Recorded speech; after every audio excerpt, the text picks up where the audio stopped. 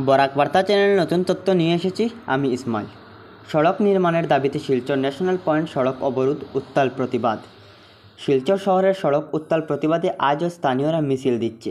বিগত কয়েকদিন থেকে শিলচর শহরের সড়ক গর্তের জন্য শহরবাসী সাংবাদিক সম্মেলন করেন। এবার শহরবাসী শিলচর ন্যাশনাল পয়েন্টের সামনে সম্মেলন করেন। একদিকে সড়ক গর্তের বেহাল অবস্থা, অন্যদিকে 2 দিনের দ্বারা বর্ষণে শিলচর শহরবাসী যাতায়াতের ঝুঁকিপূর্ণ দেখা দিচ্ছে। ভাঙ্গা রাস্তা কেন মেরামতি হচ্ছে না? প্রশাসন জবাব চাই, জবাব দাও। শিলচরের জল নিষ্কাশন কেন হচ্ছে না? প্রশাসন জবাব চাই, জবাব দাও। লড়াই আমার লড়াই, তোমার লড়াই, এই লড়াইয়ে সামিল হন।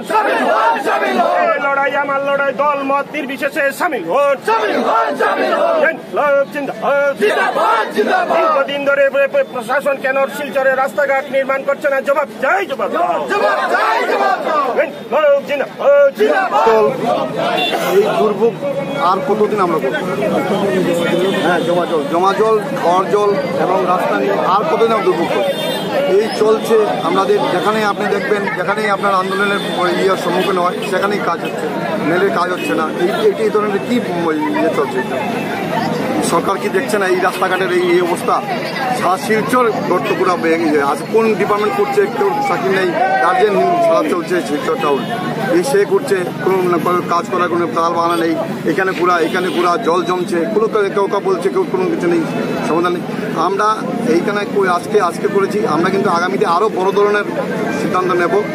জল, রাস্তা, খাওয়ার জল আর আপনার জমা জল, তিনটা যদি সুরাহ না হয় আমরা আগামীতে আরও বড় ধরনের আন্দোলনের প্রস্তুতি নেব।